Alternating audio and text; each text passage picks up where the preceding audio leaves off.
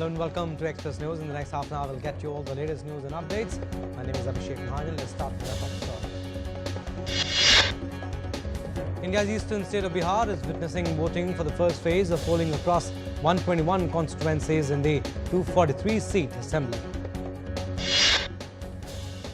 While Gopalganj has recorded the highest turnout so far at 46.73%, state capital Patna remains lowest at 37.72%. Polling commenced at 7 a.m. and will continue until 5 p.m.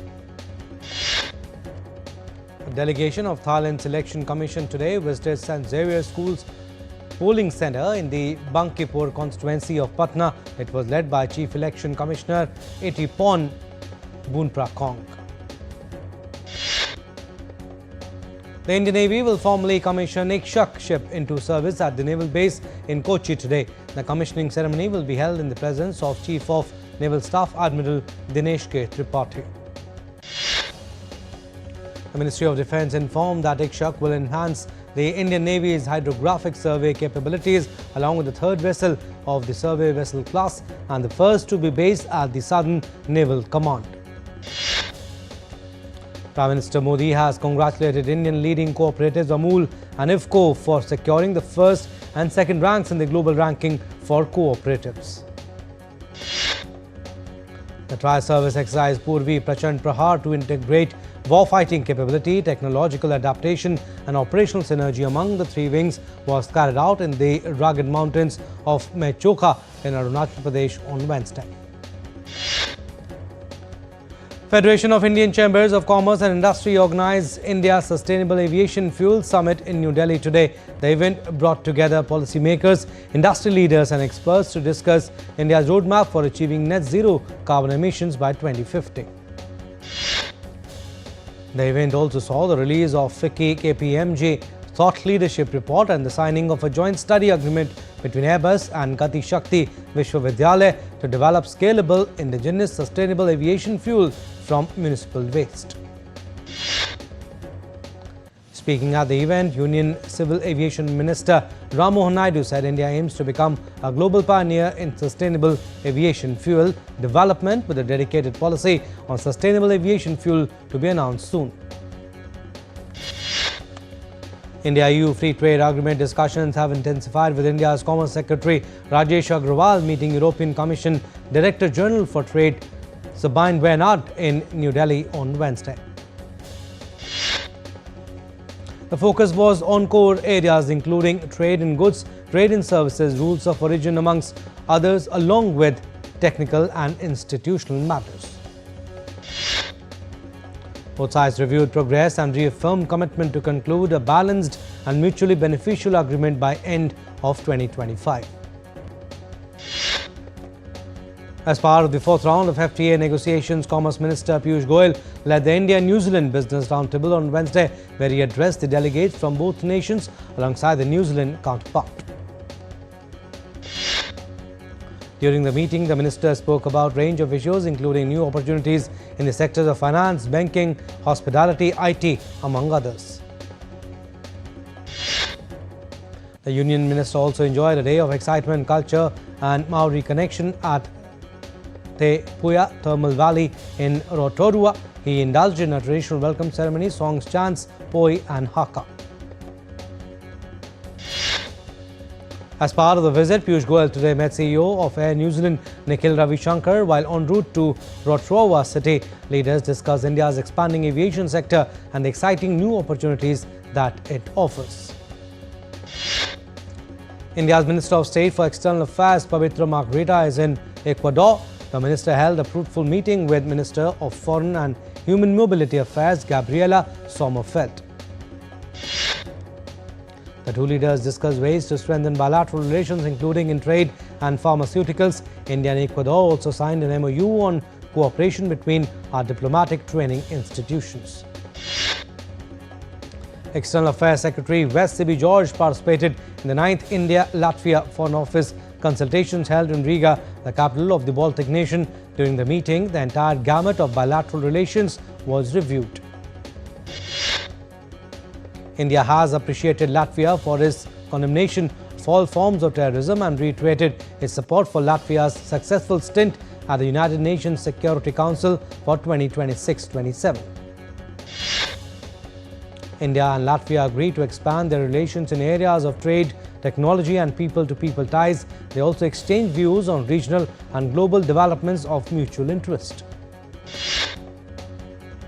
Indian equity indices ended on a negative note on Thursday. At close, the Sensex dropped 148.14 points to settle at 83,311. Nifty declined 86 points to settle at 25,510. Gold futures maturing on December 5 was priced at 1,21,140 rupees per 10 grams on the multi-commodity exchange. And silver futures for December 5 maturity stood at 1,48,194 rupees per kg on the MCX. Indian rupee rises 9 paise to settle at 88.61 against the US dollar. The Bank of England will announce its interest rate decision on Thursday, with most investors expecting no change before this month's government budget, but some analysts say inflation heat is cooling enough for a cut. Google said on Thursday that it is to announce its biggest ever investment plan for Germany on Tuesday alongside German Finance Minister Lars Klingbeil. Wall Street stocks advanced on Wednesday after stronger than expected jobs data helped ease concerns about the US economy. According to the latest report by ADP, US private companies added 42,000 jobs in October. US Transportation Secretary Sean Duffy has announced a 10% cut in flights at 40 major US airports, citing growing safety concerns caused by air traffic controller shortages during the shutdown. Duffy warned that if the shutdown continued another week, it could lead to mass chaos and force him to close some of the national airspace to air traffic. US President Donald Trump and Republicans have been trying to intensify pressure on Democrats by increasing the pain felt by average Americans from the government shutdown. Supreme Court justices on Wednesday questioned the lawyer representing Trump's administration about Trump's use of emergency powers to impose tariffs on imports from nearly every US trading partner. Responding to the Supreme Court hearing on tariffs, US President Donald Trump said it would be devastating if they lose the case. US federal safety investigators have located the black box recorders from the wreckage of the UPS cargo plane that crashed in flames on takeoff from the airport at Louisville, killing 12 people. 7 people are feared trapped in South Korea after a large structure at a power station in the city of Ulsan collapsed on Thursday. 2 people have been pulled from the rubble and search and rescue operations are underway. Residents from the area were evacuated. After a year of talks, COP30 host Brazil laid out a plan to scale climate finance to $1.3 trillion a year. The near 100-page document is dubbed as Baku to Belém Roadmap. A new report from the Coalition Against Climate Disinformation reveals how AI-driven fake content is defaming perceptions of COP30. A viral video showing massive flooding in Belém, the summit's host city, was widely shared, which is said to be fake. France has urged the European Union to take measures against Asian e-commerce giant Shein, the minister said on Thursday, following uproar over sales of childlike sex dolls on its French website. Israel on Thursday said the remains handed over by Hamas a day earlier belonged to Joshua Loitu Molel, a Tanzanian student whose body was taken to Gaza after he was killed in October 7, 2023 attack. Israeli Defense Minister Israel Katz on Thursday said he instructed the army to turn the area at the border with Egypt into a closed military zone to combat weapons smuggling via drones. On Tuesday, the Israeli military said it thwarted another smuggling attempt within a week after intercepting a drone carrying 10 pistols which had crossed from the eastern border into Israeli territory. Speaking at the NATO Industry Forum in Bucharest, NATO Secretary General Mark Rutte on Thursday said Russia will remain a destabilizing force in Europe and the world for the foreseeable future. Responding to President Donald Trump's announcement last week that the US would resume testing, Russian President Vladimir Putin has ordered his top officials on Wednesday to draft proposals for a possible test of nuclear weapons.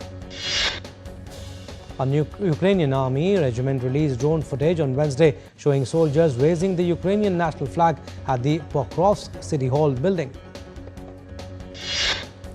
North Korean leader Kim Jong-un attended a funeral ceremony of Kim Yong-nam, a long-time diplomat who served all three of the country's leaders who died earlier this week.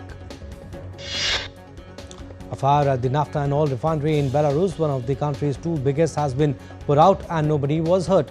The country's emergencies ministry said on Thursday the naphtha and refinery has a processing capacity of more than 200,000 barrels per day. Afghanistan and Pakistan will resume peace talks in Istanbul on Thursday. Both nations said after a previous round ended without agreeing a lasting truce. All right, time now for a very short break. On the other side, more stories. Keep watching Express News on DD India.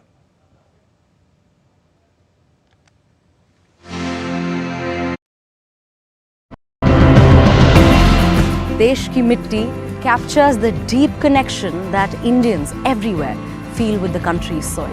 But today, this land and the communities that directly depend on it both face grave threats. We uncover stories of innovation and resilience that are trying to safeguard this soil for the future generations. When we follow what the scientists recommend, we end up spending less. I now use less fertilizers, but I'm getting better yields. These kinds of structures, they actually help keep the water in the landscape, allowing it to sort of seep into the groundwater and contribute to maintaining groundwater level. 99% of the cases that I've seen, cause for urgency is not satisfied. The project is innovative. They are maintaining our beach like a clean city.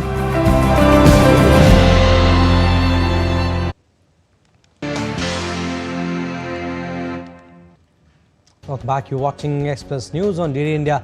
Some more stories. Typhoon Kalmagi related death toll has risen to at least 140 people. Another 127 were left missing after devastating floods were unleashed across central Philippines. After leaving devastation on its path across Philippines, Typhoon Kalmagi is now moving towards Vietnam across the South China Sea. Vietnam's coastal town of Kia Lai braces for strong winds and heavy rain as Typhoon Kalmagi nears after killing at least 140 people and leaving 27 missing in Philippines.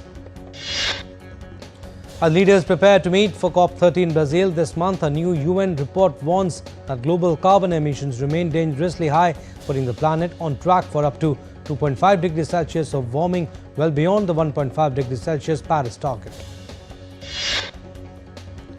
The Amazon-based COP30 summit in Brazil will focus on renewed climate action, with Brazil proposing a new UN-linked environmental council. The air quality in Delhi NCR region has been registered to be in the very poor category. According to the Central Pollution Control Board, an average air quality index of 306 was recorded at 1 p.m. on Thursday.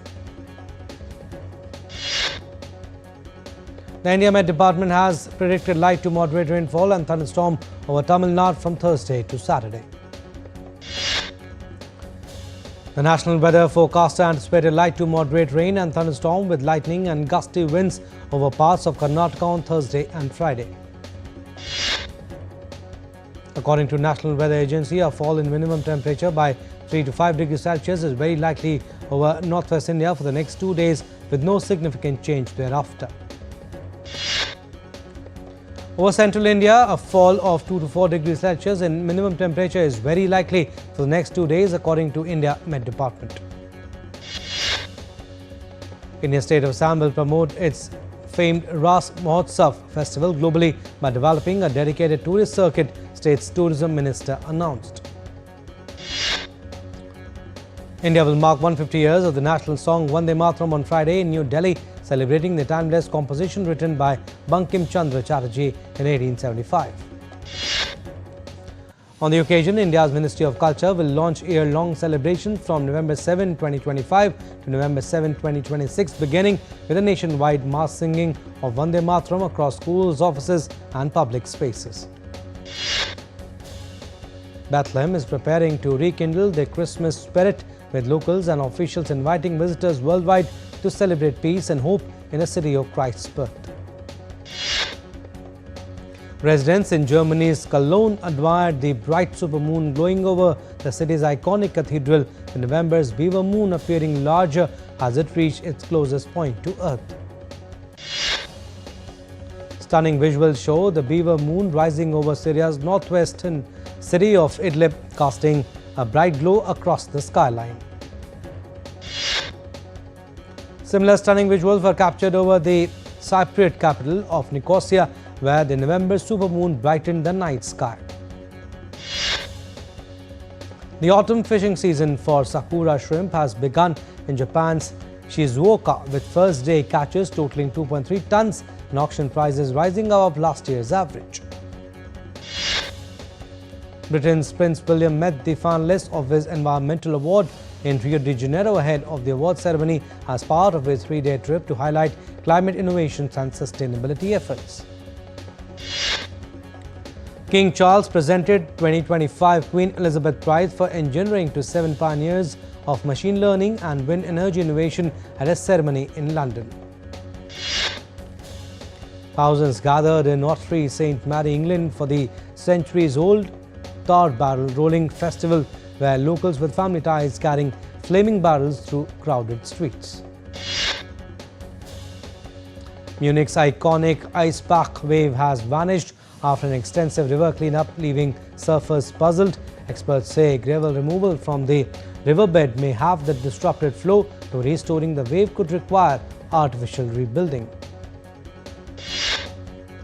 Nigerian cheesemakers continue years-old craft of producing local cheese from fresh cow's milk despite supply challenges, as traditional dairy culture endures alongside rising urban demand for imported mozzarella. Thousands in Bangkok mark Thailand's Loy Krathong festival by floating candlelit baskets on rivers to honor the water goddess and release misfortune.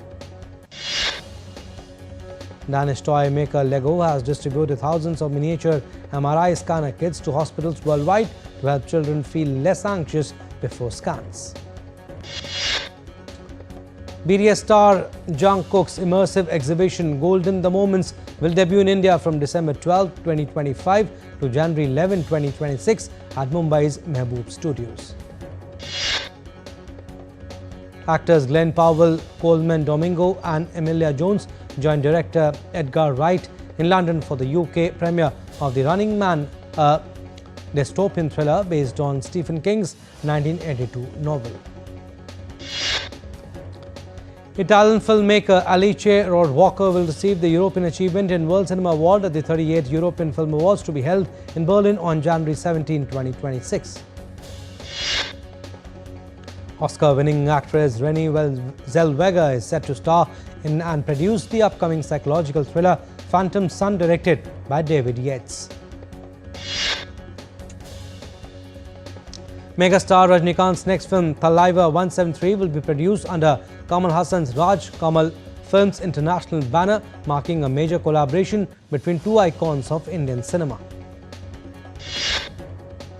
Rajnikant's Thalaiva 173 will be directed by Sundar C and is scheduled for a grand theatrical release during Pongal 2027 through Red Giant Movies.